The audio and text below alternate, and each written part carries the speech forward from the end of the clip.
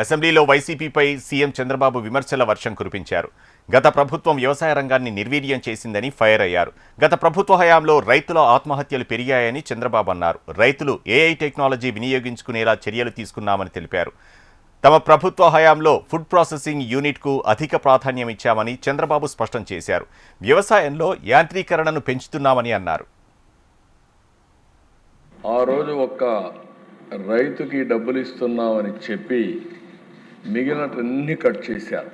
అంటే వ్యవసాయాన్ని పూర్తిగా నిర్వీర్యం చేసే పరిస్థితికి వచ్చారు. 1670 కోట్ల రూపాయలు బకాయిలు పెట్టిపోతే ఆ బకాయిలు కూడా చెల్లించే పరిస్థితికి వచ్చాం.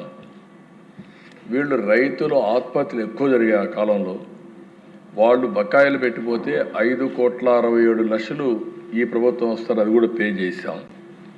ఈరోజు నేను ఒకటే చెప్పాను, ఆత్మహత్యలు జరగడానికి వీలు లేదు, రైతు ఆధారపడడానికి వీలు లేదు, రైతుకు అండగా ఉంటాం. ఊబరైజేషన్ తీసుకొస్తున్నాం. ఎక్కడ అవసరమైతే అక్కడంతా కూడా ఈ యొక్క యాంత్రీకరణ కోసం పెద్ద ఎత్తున పోవడం, టెక్నాలజీ నాలెడ్జీ రెండు కూడా తీసుకొని ఏఐ కానీ ఇలాంటి అనేక లేటెస్ట్ టెక్నాలజీస్ అన్నీ కూడా తీసుకుంటున్నాం.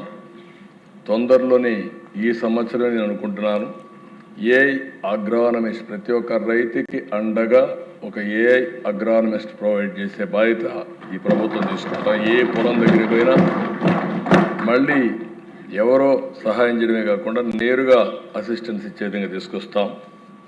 ఫుడ్ ప్రాసెసింగ్కి ఎక్కువ ప్రాధాన్యత పెట్టాం.